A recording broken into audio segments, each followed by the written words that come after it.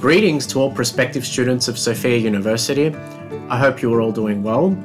I'm Dr. Paul Kiritsis, an alumnus of the university. I matriculated in the fall of 2014 in the Clinical PsyD program, and I graduated in December of 2018 with my doctorate in clinical psychology, collecting a master's in psychology along the way. So I essentially finished a 5-year program in just over about 4 years. My first acquaintance with the school was in a book I read sometime in 2011 by the English psychotherapist John Rowan, and this book was called The Transpersonal Spirituality in Psychotherapy and Counseling. So in this book he specifically mentions the Institute for Transpersonal Psychology, which is the name Sofia University went by before 2012. At the time I had just completed a master's in Western esotericism with Exeter University in the UK, so the idea of matriculating at a university with a clinical program that honoured more transpersonal domains of existence, things like peak experiences, altered states of consciousness, and Eastern mysticism really appealed to me. I was interested in psychologists like Arnold Mindell, Carl Jung, Stanislas Grof, Roberto Assagioli, Wilson Van Dusen, who was the chief psychologist at Mendocino State Hospital at Talmadge from 1953 to approximately 1968. And he did some pioneering work into the phenomenology of hallucinations. And of course, transpersonal theorists like Ken Wilber, all eminent thinkers that honored the totality of human experience.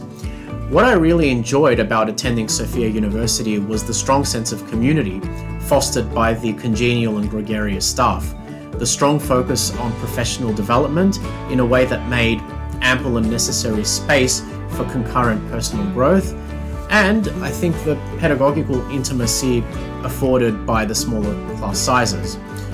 What I vividly recall was that for many of my classes, the arrangement of the chairs was concentric, and this symbolically emphasized kind of like a multi-componential, non-hierarchical, humble approach to learning. We all learn from one another. I also vividly recall the annual mixers hosted by student services and specific extracurricular events to honour student talent in the expressive and performing arts. My own academic advisor at the time, Anil Chima, acted not only as a valuable mentor so that I could strategically plan ahead and successfully navigate my ship through the dangerous straits of graduate school, but he was really invested in my spiritual health and well-being, and I really appreciated that. In the final analysis, I believe that is what made my experience phenomenally phenomenal and superlative, probably superior to anything I would have received elsewhere. In any case, I would describe my graduate school education and training as very comprehensive and robust.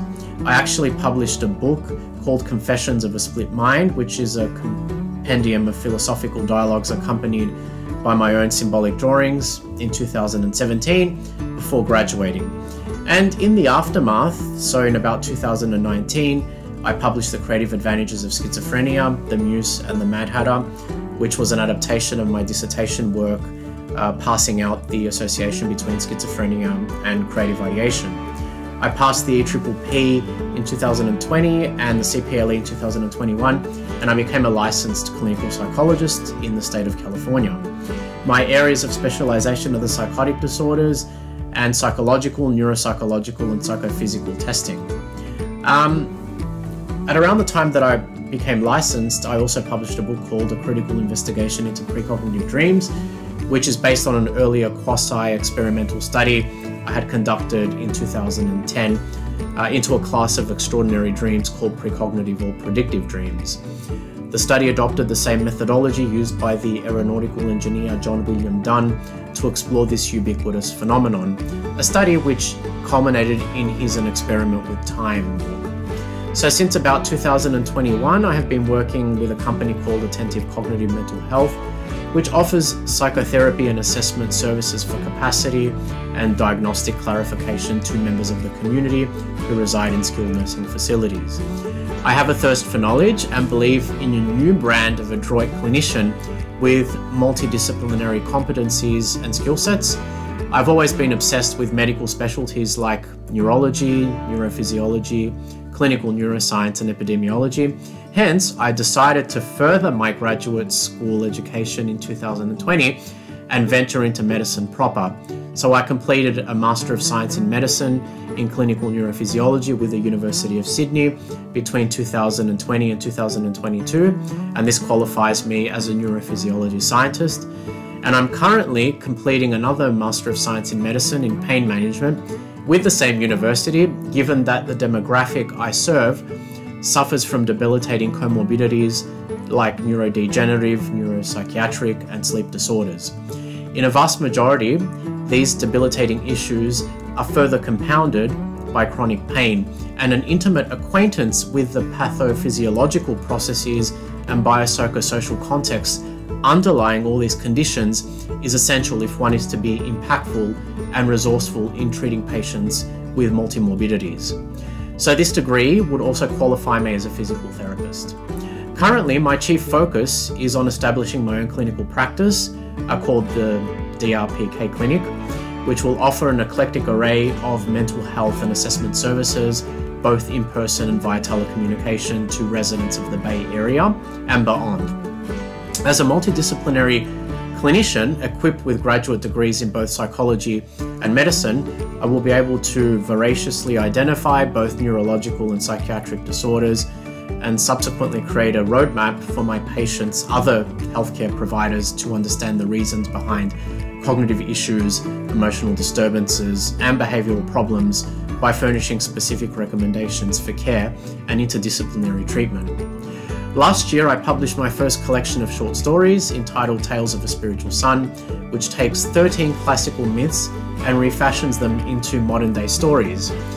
I also have another book scheduled for release through Mantra Books on the 10th of December of this year, called The Riddle of Alchemy, which deals with alchemy's rich, multifaceted tradition from three perspectives: history, psychology, and nomothetic science. To date, I have published 8 books and have won 22 awards. I have also my own YouTube channel where I post videos on contentious issues in psychology, psychiatry, and neuroscience, and also post a lot on mind-matter interaction. I have recently completed building my professional website, which is www.drpk.net, and I also have an author website, which is www.paulkiritsis.net, with some 200 plus articles on a myriad of topics from mythology and history to alchemy, psychology, and neuroscience. So many different topics. So it would probably be remiss of me not to mention fidelity to the altruism and philosophy of being of service and giving back to society. So in 2014, I inaugurated and financed all costs connected with the Dorothea Dix Award. So this was a writing competition for persons who have overcome or battled mental and physical illness, disability, or injury. I was personally responsible for hosting it, writing the prompts and trigger questions, setting entry deadlines, advertising, judging all prospective entries, and awarding prizes to the first, second, and third place winners. It ran from 2014 to 2017, and it has been reinstated recently. If you are interested in entering, feel free to check out details on my author website, www.paulkiritsis.net. I thank you immensely for listening, and I hope you elect Sofia University as the academic vessel for your own transformative pilgrimage. Thank you very much.